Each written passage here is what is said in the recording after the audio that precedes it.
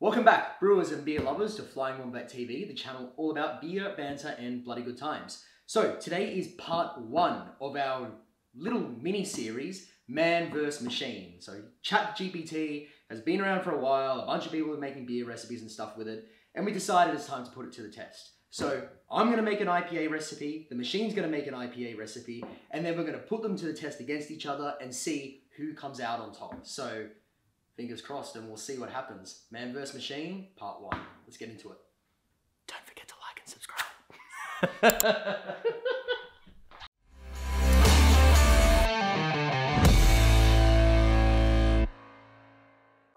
Okay, so here's the way we're going to do this thing. We are going to do a double batch brew day, both on Brewzilla's. I'm going to make a 50-litre version of my IPA because I know that it will at least be half decent. We'll make a half batch, so a 1 keg batch of the machine beer. We need to come up with a better name. Machine beer? All right. IA beer. IA beer. Yeah, the IA beer. IA. So we'll make a single batch of the Abe, and then, yeah, we'll double batch brew them on the same day. We'll ferment them same time, blah, blah, blah, blah, blah. And then we'll whack them both on tap and see how they go. So we need to get ChatGPT to make us a recipe. So what we are going to do is go, make me a IPA beer recipe for a 23-litre batch in metric units. Can't spell. Right. And now we wait. Interesting. Oh God. Okay, yeah. I want to see what it is. Is it interesting? Explain. Well, what's interesting is that, so it's going to be quite a malt-driven IPA by the looks of things. So it was 5.5 kilos of pale ale malt. Then there was a half a kilo of, I think it said Munich, so 1 pound of Munich and 1 pound of Crystal, I think it said, and it still kept going. But what's interesting is that it totally forgot about sparge water. So do I want to decide how much sparge water we use, or do I tell the machine to tell me how much sparge water? Ask the AI. Okay. It's AI beer. How much sparge water for this IPA recipe? Yeah.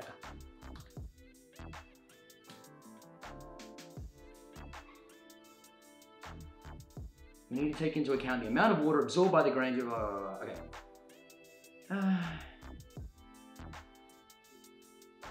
Wait, did it say 7 kilos of Carapils malt? Okay, all right. This beer's gonna suck. So I should clarify something. I misread something when it told me how much sparge water. So I thought it was saying all the grains and then another 7 kilos of Carapils, which it wasn't. It was saying 7 kilos total of grains. So 9.3 litres of sparge water does sound kind of about right, to be honest. Yeah, anyway, back to brewing. Oh my God, that's a lot of grain. Okay, so this is telling me 9.3 litres of sparge water. That sounds about right, honestly, for a 23. No, that's a lot.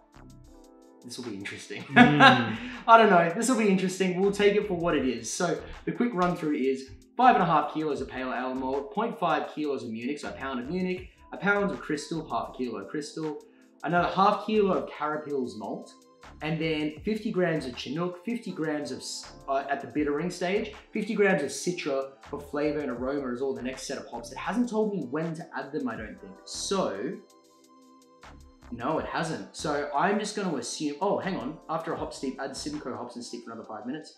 Interesting.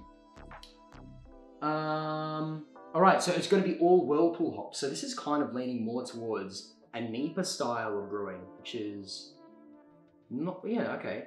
So it's kind of got like a West Coast grain bill, but then it's got a NEPA style of adding the hops, which is interesting. All right, we'll see how this goes. Did this say dry hopping? Yep. Yeah, dry hopping, Citra and Simcoe. Okay, cool. All right, well, we've got a recipe. So we need to order some ingredients because there's some of this stuff that we don't have. And then we will come back in a little bit to actually start the brew day and get cracking. In the meantime, I will come up with my own beer recipe and then we'll show you guys that and put them to the test. So I guess next time you see us, it will be time for a brew day. All right, now let's talk about our grain bill. So the ChatGPT beer told us that we needed to be using 5.5 kilos of pale ale malt, half a kilo, so 1 pound of carapils, or sometimes called carafoam, half a kilo / 1 pound of medium crystal malt, and again, half a kilo / 1 pound of, what was the last one? Light Munich malt. It said Munich malt. I'm gonna take a little bit creative license here and go with light Munich malt. Dark Munich malt doesn't make a lot of sense to me. It'll make it way too bready, like just too much for an IPA in my opinion. So we're gonna go with light Munich malt. Anyway, we've mixed all that stuff up in here, so that's making 7 kilos total. We're gonna be using 23 liters of strike water as per the recipe. So this, I'm gonna guess, will come out after sparging 9.3 liters of sparge water. I'm gonna guess pretty high, 7.5%. That's my assumption with all of this. I don't know what it's gonna be, but that's my best guess. Oh, and I need to put this underneath so I'm not just spilling grains everywhere. Thank you, cameraman. Yep.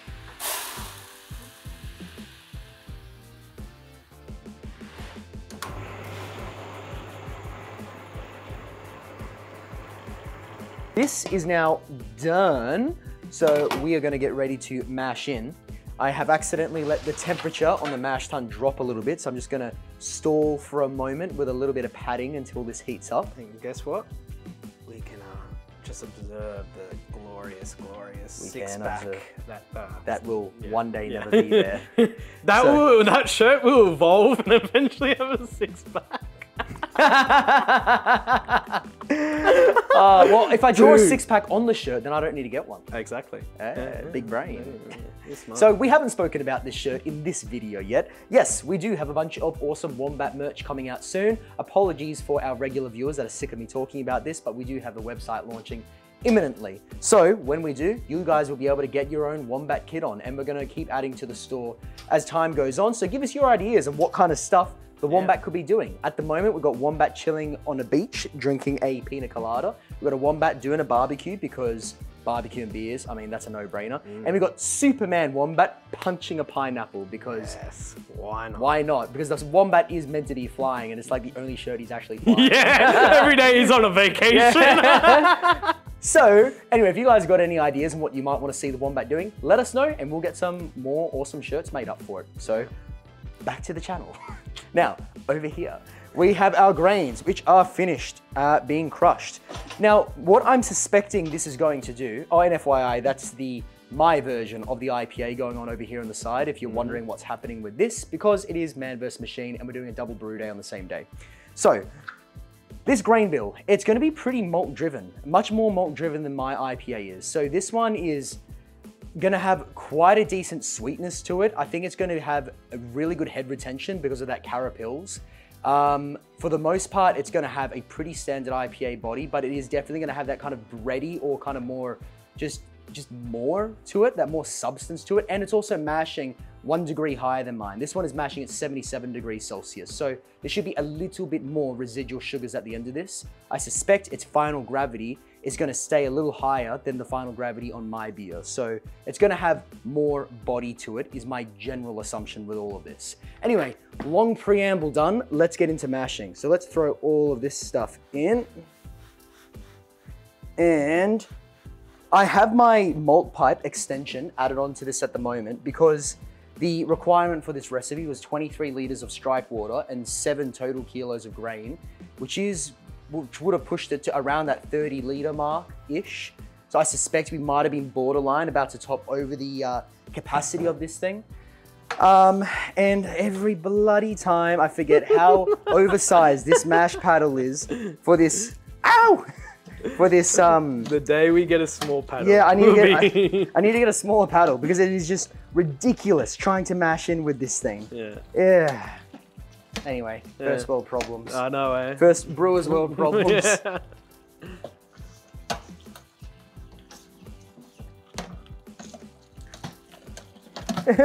I can't do it.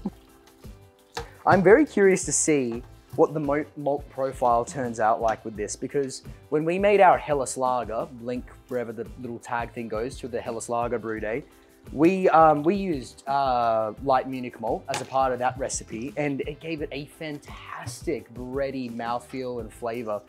And I wouldn't mind that in an IPA. I thought it was kind of out of place for it, but it's interesting. I'm really curious to see how that turns out. I think it could make it it's going to be very, very malt driven. Well, I say that, but then the hop schedule is pretty intense as well. So I think it's just a big beer in general.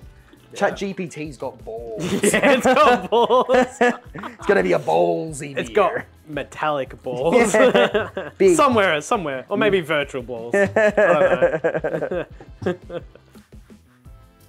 Again, if you're new to one of these brewing videos or if it's your first time to the channel, first of all, welcome. Yeah. But the whole idea behind what we're doing right now is mashing. So we're just mixing all the grains with hot water to release the sugars that are trapped inside so that those sugars can get fermented by yeast and turned into booze. What we're doing with this whole process right now is basically just trying to make sure that all the grains are mixed evenly so that we don't have any little clumps of grains stuck together, because that just ruins our mashing efficiency. So that's basically all this step is. It's just like, I don't know, kneading the dough when you're baking bread, I guess. Breaking bread? When you're breaking bread, when you're breaking bad. Got to remember to knead that dough before you break bad. Mm-hmm.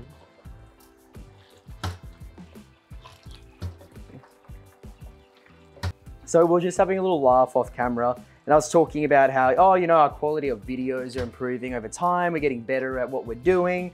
And then I was like, you know, compared to a lot of YouTubers, I reckon we had a pretty good start. Like most of our first videos are pretty solid. And then Odin goes, no, mate. You remember our videos 3 years ago? They were hot garbage. Yeah, and that was shit. They were, no, 4 years ago, 5 years ago. That's why you can't see them. If you want to see them. We hid them because they were terrible. Maybe we need a reaction video. So should we do a reaction video, maybe guys? Should do a reaction video with the IPAs from here. We'll drink an IPA while we react to it. You know what? It's the unexpected XPA. The unexpected XPA was one of our first videos, and it was...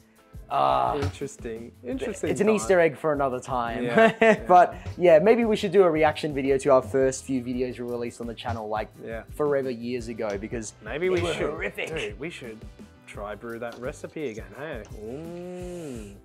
Actually, that one wasn't a bad recipe, I don't think. I can't remember, to be honest. It was so long ago. It was many, many brews ago. Can I get it all in? Nice. All right, we got it all in. Let's finish up. Let's finish up and get this thing rolling. Because I could use a coffee. Righty, so we are finished mashing in. I'm just placing this little top filter on top of here and this little TC thing that I'm using to hold it in place. All right, there we go. So we are just going to recirculate this mash so that we can just help boost our efficiency a little bit, as well as improve the clarity. Oh, I'm not going to use this tube, it's too hard to put on. Give me a minute. But you love the mistakes. Yeah, not mistakes, just the flow of our videos. All right, we are going to let this flow now, speaking of flow, and we're basically just going to be recirculating this. So what this means is all of this wort is going to keep getting pumped over top of our grain bed. It's going to go flowing through the grains, and it's just going to keep washing through it to help increase our efficiency, as well as those grains eventually start acting like a natural filter, and it helps clarify our beer a little bit as well. So this little pipe down the middle is an overflow pipe, so that when there is too much liquid for the grains to absorb, it can go straight down that pipe, all the way down the mash tun to the bottom, where it will hit the heat plates and then the pump and then get recirculated all back around again. So recirculation. Anyway, leave this now at 67 degrees Celsius for 1 hour, and then we'll mash out, start sparging, and get into boiling. It has been 1 hour, so we have done our mash for 67 degrees for 1 hour, and now we are heading up sparging. So we've got to let all of this wort drain through this grain bed and go down into the boiler. Then we're going to just start dropping water over top of this. So between 78 to 80 degrees Celsius is where your sparge water should be. And then just bit by bit, drop it slowly over the top of this grain bed. Don't do it all at once, otherwise you're just not going to get proper efficiency. So let it gradually do bit by bit, strain it all the way through, and you're just going to extract all those extra sugars out of the grain. So we are going to be doing 9.3 liters of sparge water to be exact. So once we're done with that, we can get on to boiling. It's time to start sparging. We've got our hot water. We're going to drop 9.3 liters of this stuff over top of this grain bed, bit by bit, at 80 degrees Celsius roughly. Anywhere between 78 to 80 is fine. But the whole idea behind this is it's called batch sparging. So do it bit by bit. Don't do all your water all at once because you're just not going to get as much efficiency. So let all of this drain out, then do another bit, let all of that drain out, so on and so forth, rinse and repeat, and you'll get as much of those sugars out as possible. So we're going to do this a couple of times and we'll come back when it's time to start boiling. All right, we are now at boiling. So we are ready to add our bittering hops, our first hops of the day. In this case, it's 50 grams of Chinook. We'll then come back when there's 15 minutes left in the boil to add our Whirlfloc or our Irish moss. At flame out, we are gonna add 50 grams of Citra. We're gonna let that sit for 10 minutes. Then after 10 minutes, we'll add another 50 grams of Simcoe, which we'll let sit for 5 minutes. And then according to ChatGPT, after that, our hop steeping is done. We'll start cooling this thing down to yeast pitching temperature, whack it into the fermenter, and then throw our yeasties in there. So let's chuck our 50 grams of Chinook into here and start our clocks.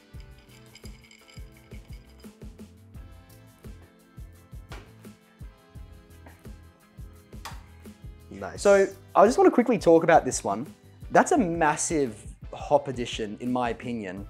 Like, that's a lot of hops with a pretty high alpha acid. The Chinook was, I think, 10 or 11% alpha acids. 50 grams for a single keg batch for the boil, for the bittering addition, that's pretty high. So this is gonna be a really, really bitter IPA. All right, we have 15 minutes left in the boil, so time to add your Irish moss or your Whirlfloc, call it whatever you want. Anyway, that is just 0.75 grams, so not a massive amount there.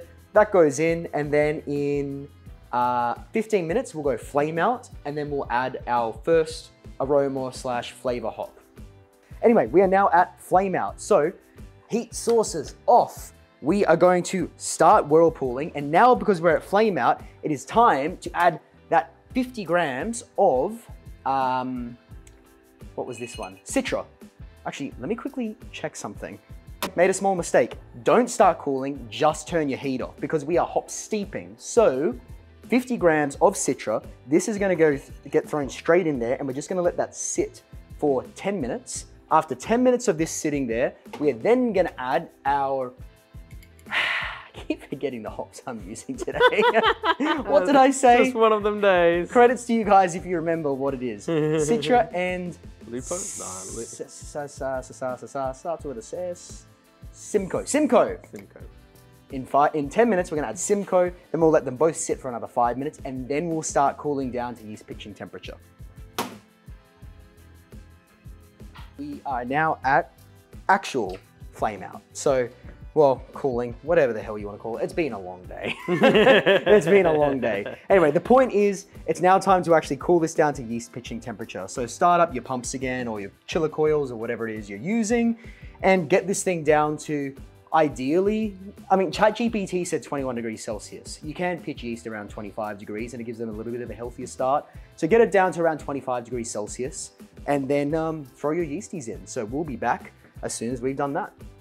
Let's take a gravity reading, shall we, while this is all cooling down. So the pre-boil gravity was 1.077, 1.078, 1.078, no, 1.068. So I am guessing we are now at 1.071. Let's find out. Wow! You're so wrong, aren't you? Jesus, 1.076. Shy, that's, try not to swear because apparently that ruins the YouTube algorithm. But my God, that is a big beer. That's, if this ferments down, let's do some quick maths. If this ferments down to, let's say 1.010, let's go 1.012 because there was a lot of like maltier malts in this. So 1.07, what did I say? 76? 76 minus 1.012 times 131.25. 8.4%. This is not an IPA. That's like double IPA territory. That's big. Jeez. ChatGPT doesn't want to go home. ChatGPT's got massive cojones. ChatGPT's going to be on the side of the street.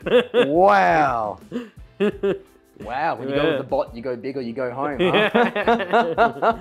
Once you go bot, you go robot. It's not glamorous, but it works. This is our little bucket fermenter for our little experimental single keg batches. And this was now coming out at about 23 degrees Celsius. So it's good to go straight into the fermenter. So let's just pop this under here. Aim that down. Let's hope it doesn't miss. Let's hope Mama looks a taught him little how bit to aim. off. Looks All a right. little off, mate. Oh, moment of truth. There we go. We're good. Alrighty. That's coming out pretty slow. I think we might have a hop blockage. There's so many hops in this thing. I've got a feeling it has blocked the pump. That was we will not discuss what you did there, did we? Were you filming that? No. I licked the tip. Just the tip. Just a tip. All right, let's get this kind of out of the way and try this one more time. Third Come time the on, charm. Pump. Go, go, go.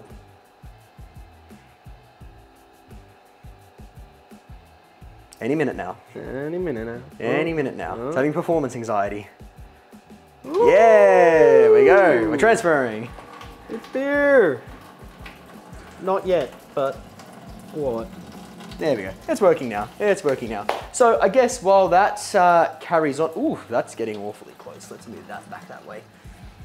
While that transfers, time to talk about yeast. So ChatGPT was a little unspecific with what yeast to use, which means we get to have a tiny bit of poetic license with this one. So it did say use an American ale yeast, I believe it said. So we're going for an American West Coast yeast from Lallemand,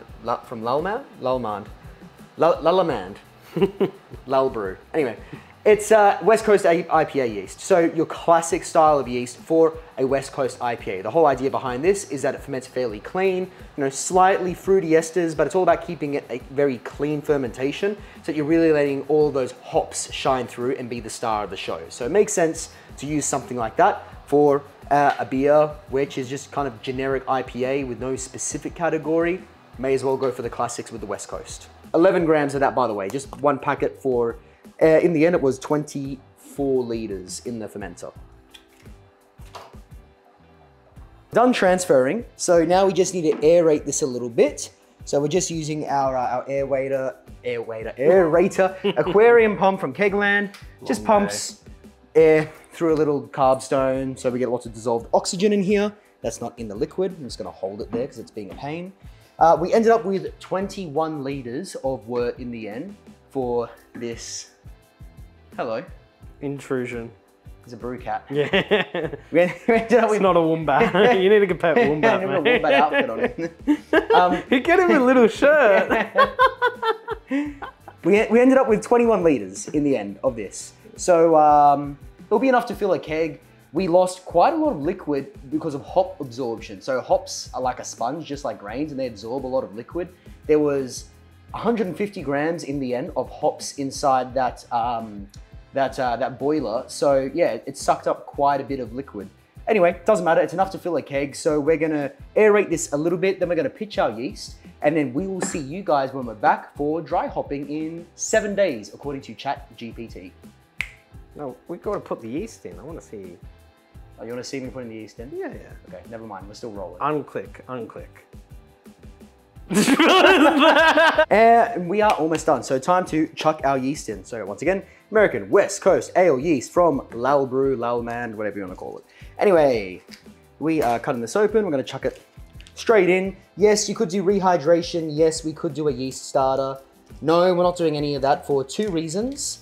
Well, no reason actually. We're just a bit lazy, so I didn't do a yeast starter. I normally do. I do advocate for yeast starters. It does produce better beer, but he'll be fine. Anyway, let's close this bad boy up. It's ready to start fermenting, and now I'm just gonna put a little bit of vodka into the airlock. For those of you that use airlocks and stuff like this, it is good to put vodka or like a Stella Sands solution or something like that in it. Yes, you can just use water, but the reason why stuff like vodka and that's better is basically if you do get suck back, like for example, if the temperature suddenly dropped, there's a vacuum in here and it's gonna start sucking back liquid through the airlock. You don't want potentially contaminated water to get sucked back through. Vodka, much harder to contaminate for obvious reasons. So something like that is always useful. Anyway, we'll just pop this up. There we go. Alrighty. Now all we have to do is hurry up and wait. So we'll be back in 7 days because ChatGPT said, let it ferment for 7 days. And then at 7 days, throw in your dry hops, which will be another 50 grams each of Simcoe and Citra. So we'll see you guys then. Okay, it has now been 7 days exactly since brew day, and it's time, according to ChatGPT, to throw in the remainder of our hops. So it's going to be 50 grams of Citra and 50 grams of, what was it again? Simcoe, that's right. I also did take the liberty of doing a quick gravity sample out of the ChatGPT IPA, and it is currently sitting at about 1.014. So with some quick maths, that is currently an 8%, but just a bit over 8% IPA. So the robot's got balls. It does not do things in halves. Yeah, that's a massive beer. I'm not gonna taste it though. I normally taste the gravity sample because that's one of the perks of, you know, making your own beer, but I want to be fully surprised by how this one comes out at the very end. I only want to taste it for the first time on camera, so I'm going to wait. Now, with this part, just be nice and quick about taking the lid off and throwing the rest of your hops in. You don't want to let too much oxygen get into your tank. I mean, ideally, we'd be using like a dry hopper thing like I use over here, but it's the bucket fermenter, so we can only do what we can. Oh shit, that's tight.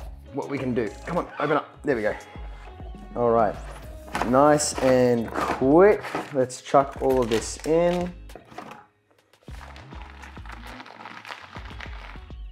Wasn't as quick as I'd like, to be honest, but the hops got a bit stuck. Anyway, let's seal this bad boy up.